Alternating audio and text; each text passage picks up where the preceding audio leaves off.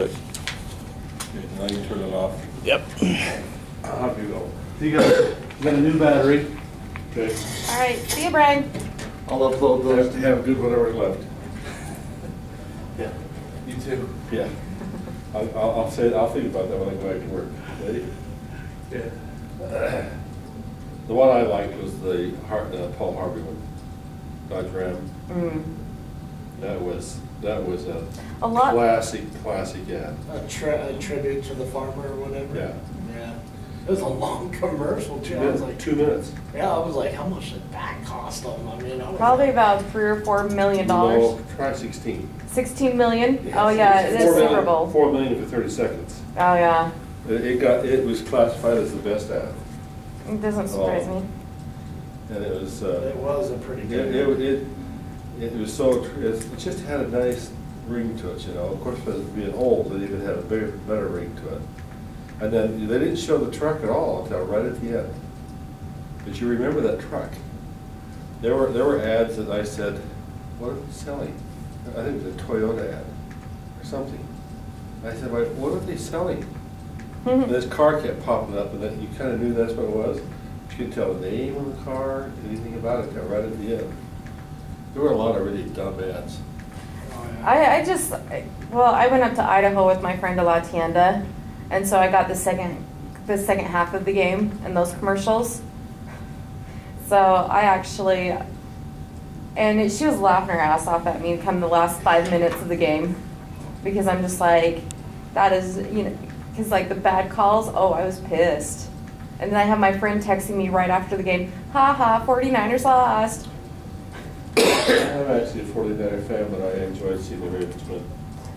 Oh, I've been a diehard Niners fan from like way small. Well, let's go on, so we go home. Yes. Or wherever you're going to go. Now, the next part of what we're going to talk about is the change in ownership. And there's some significant situations here. We just changed ownership. And ours wasn't based on the bonus method, ours was on the next method we were talking about, which is called goodwill. So the bonus method, assets are increased by the amount of the assets invested by the partner being admitted. Okay. Any difference between the assets invested and the credit to the new customer's capital account is adjusted to capital accounts of the other partners. So if there's a difference between the amount invested and the amount he's getting, then it goes to the other partners, split to the other partners.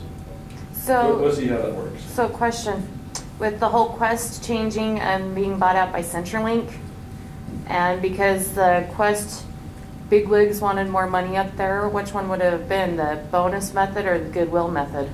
Theirs probably would have been goodwill. Really? Yeah, the amount that was paid, don't mistake the word bonus with in that situation. Okay. Because the bonus has to do with how much the investors put in compared to what the equity of the other partners. Okay. That's the bonus method. That's one method. The others are goodwill. Ours was purely goodwill because they paid many times more than our assets were. They bought the company, they didn't buy the assets. We have very few assets. Yeah. Well, and see, that's why I was curious about Quest, because they got bought out by CenturyLink. Which is a smaller company. But the thing is that Quest was going under, and the bigwigs of Quest still demanded more money for CenturyLink to buy them out. Sure. And that's why a lot of the people that got rehired through CenturyLink lost their jobs. Okay, so the next one is the goodwill method. A new asset is recorded that is based on the difference between the value applied, and we know what value applied means, by the amount of consideration the value is reported in the partnership's books. Okay? So, we'll look at each one of those. Here's exercise 15.7. Phil and Tim are partners, not to compare business. They have capital balances 90 to 150, share profits equally and losses. Partners are confronted with financial problems, so they want to bring a new guy in. And so after looking at people, they brought this Don Dallas into the partnership. So Don Dallas is brought in this manner. He put in $30,000 and it was paid directly to Phil. So he bought part of Phil's ownership. So And he paid 30,000, but they only took 22,500 out of in the capital because the $90,000, 25% of it's 2,250, even though he paid 30, so he got a bonus essentially. Oh, so Don did? Don essentially got a bonus of $7,500 because he only gave up 2,250, 2,700 with a $30,000 investment. Okay, that's very common. So there's nothing unusual like that. Okay, now Don acquires 1/5 of each of Phil's and Tim's interest for $25,000 and $15,000 respectively. So he pays Phil 25, pays Tim 25. This gets a little more complex. So Phil's $90,000 interest, you got 20%, so he gets 18,000 of Phil's. 50,000, 20%. So 10,000 of his, so they take 18,000 out of his capital, 10 out of his capital, and give it to Don. So ultimately, he ended up getting about a 35 bonus. Yeah.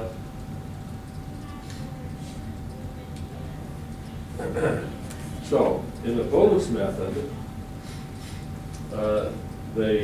Don acquires 1/5 capital for 60,000 cash investment. Total capital after admission is 200,000. Okay, so Phil had 90. Now these are independent from one another. This is not Don buying in and then he buys another fifth and he buys. Okay, these are just two. All these are separate. So Phil has 90, Tim has 50, and they had 60,000 cash, which he paid, which equals the 200,000 capital. Now Don only got 1/5, which is 20%, so his capital account is only $40,000. So his is 90, his is 50, his is 40. Okay. So in all actuality, Don ended up being paid to be a partner. Yeah, that's very common. Mm. So they get the different split between the two of them of $10,000 each on the cash, because he got $40,000 in capital, but he paid 60, so they each got $10,000 increasing their capital. Oh, okay. Then you get cash, they just increase your capital. Okay, so Don's investment, $40,000 for a 1/5 interest capital under the Goodwill method is different. So Don's investment was $40,000, his interest was 20%, the total capital was $200,000. The 20 divided into the 40 says what the total capital is. That's what we get right here. Okay. So this is the implied value, right? We did this before. Implied value. We paid 40 as 20% interest. Divide that, that gives you implied value. Right?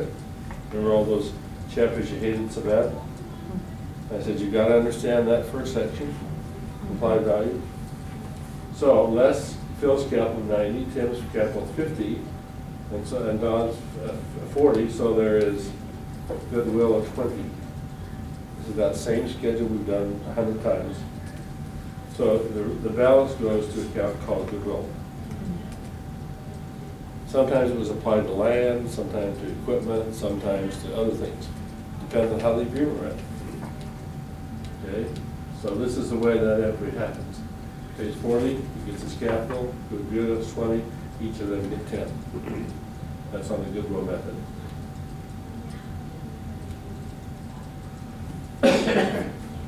Goodwill is used a lot of times when you pay more than it's worth. In fact, most companies use the goodwill method. Oh, and there were two methods. Let's go back just for a minute. The two methods. You asked the question I wanted to test. Which method did you mean, Mr. Griggs? Remember? What are the two methods? Investment and Cost. cost. Oh, cost and accrued. Cost and equity. Yeah, the cost. Equity. Okay, cost and equity. So, acquisition of an interest by investing in assets. So, first thing you do is you fair value the assets so invested. equals the book value of capital investments acquired. There's no bonus or goodwill. So that's equal. Fair value of assets invested, book value of capital, that's greater than the book value of capital, so that that goes to the existing partners. Fair value of the assets is less than book value of capital, it goes to the new partner. You may want to highlight that, that's good to have available to you. Okay. Beth, Steph, and Linda, on a good job. Part of the concluded business, to expand in order to provide an adequate return to the partners. This was the balance sheet. They wanted to create a new partner called Mary.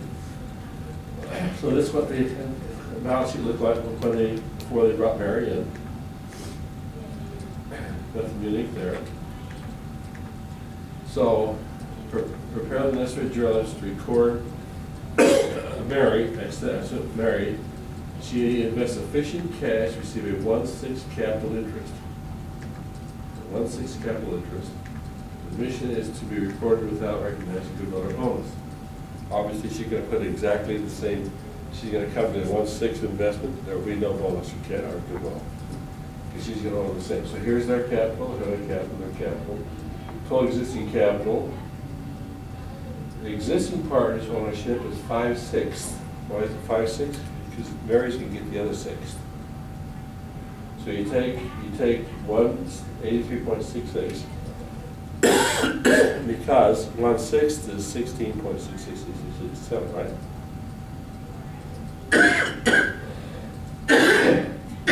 So Mary's is the balance of this. So if you divide this into the existing capital, that gives you your implied capital at 100%. So, and they're 100, they're 600. So Mary gets her investment's $120,000 for her to get 1/6. Very important little concept you understand there. But where people fail is right here, because Mary gets 1/6, so you can only, the balance here can only remain at 5/6. So you have to find what the implied value is at 100%, and then subtract this from that. You got the Mary investment. Everybody okay on that? Okay, so Mary puts in her 120,000, and that's her capital. Very straightforward. No goodwill, nothing. Now, assuming that Mary puts in 160 instead of 120, she still only gets the 1/5 capital. Here's Beth's, Stefan's, Linda's. Mary's investment's 160. Now we have a different issue, because now there's 760,000, but Mary only gets 1/5 of it, which is 20%. Right? 1/5 is 20%. So you take 20% and multiply it by the total investment, and so you book the value acquired in 150,000, even though she put in 160. Her book value was only 152. Under the bonus method, this is how it would be recorded. Cash, this is how much investment she got. Beth got 40% of 8,000, and Mary got 40% of 8,000. So that's the total. And then Linda, she got what, her 20%, so $160,000. So that's how you split the difference. Now that's the bonus method. Okay. And under the goodwill method, slightly different. Mary's investment is 160, so the implied value of capital is 800,000. Total investment is 760, so the goodwill is 400.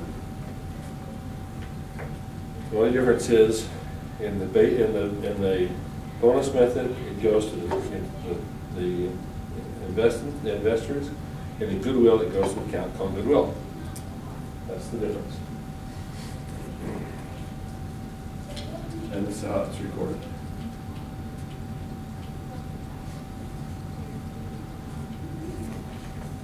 So that's a recording of it under the goodwill method.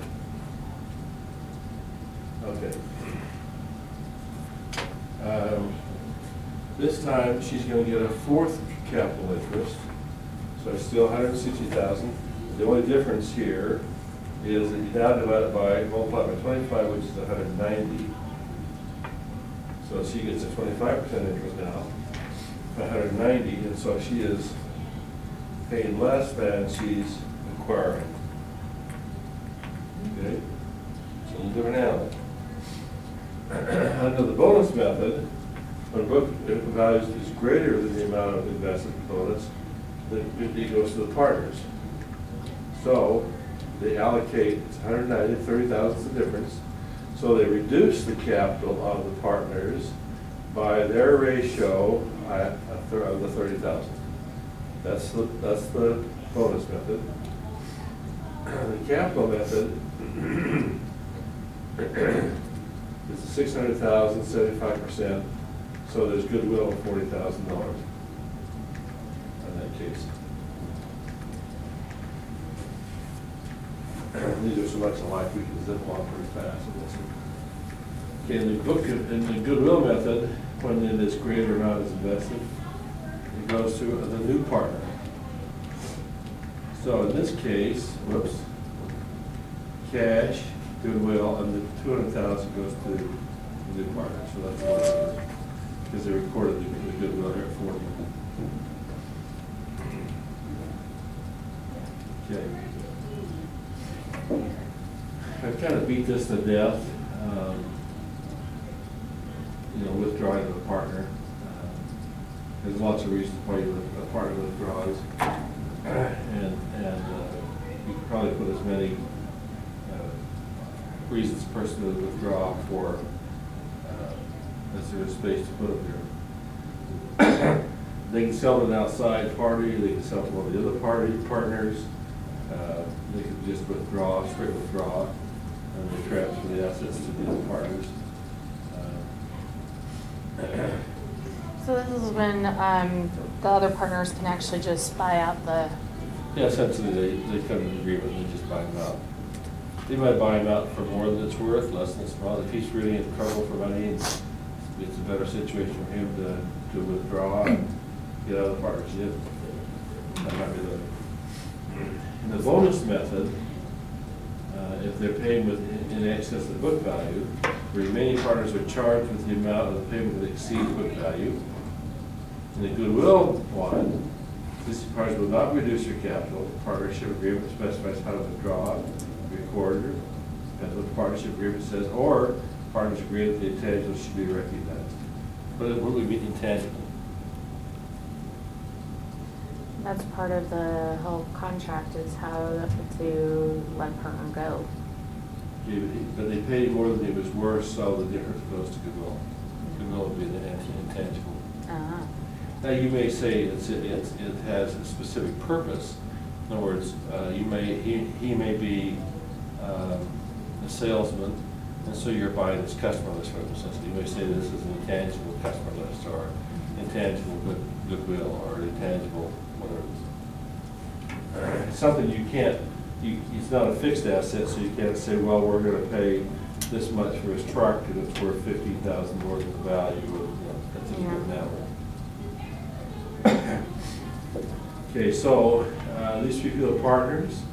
There's the capital accounts, 30, 79, 45. The ratio is 4 to 2 ratio, so 40, 40, 20.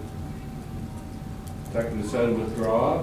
Tucker happens to be the last guy, so he's got a $45,000 capital account.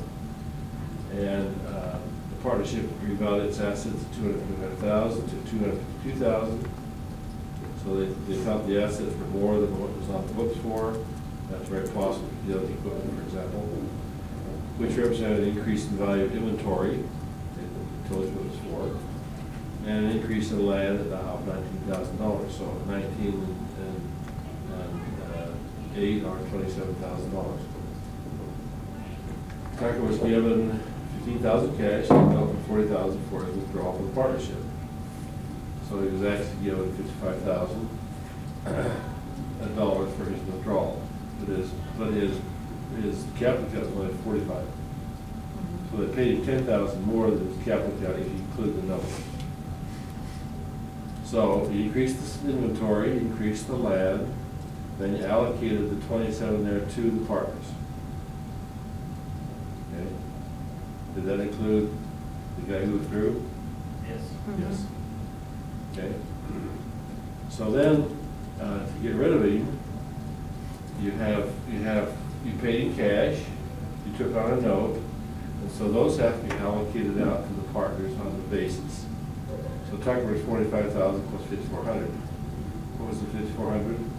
That was the goodwill portion. Was that?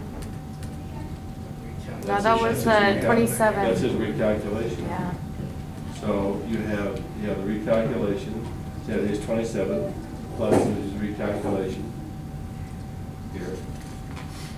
So his is 54,000, theirs is 23 and 23. So it's allocated.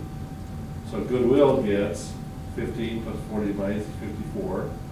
So that's the Tucker that reduced his capital at 4,600. And then Tucker comes in capital. This is the amounts he was in his account. So he is now at 55,000. We paid him 50, and an unpayable of 40. So we got rid of his account right here with all these transactions, 15, 40, and so forth. His capital account became 50,000. So we paid him cash, I don't know, getting rid of it. The goodwill method, the 46,000 times divided by 20 would be 23,000 goodwill. And his capital would be 23,000, 40%, so forth. And then here's his 4,600. And you get rid of 55,000, same entry right here. How about the entry went to goodwill instead of the partners' accounts? Partners may accept less than book value. If he's really hurting, then he needs to have cash more than anything else. But there's several reasons. He may want to get out. He may become disenchanted with the business. He may have a problem between partners, any number of things. And when it's paid for less, use of the bonus method is justified in that situation. Okay? And the end of the magic joke. Cool. Goodbye, Sally. Everybody say goodbye. Bye, Sally. Bye. I'll show you Chad and Christy and Judy. See, so you know we were here. How could she miss me? I was like the loudmouth.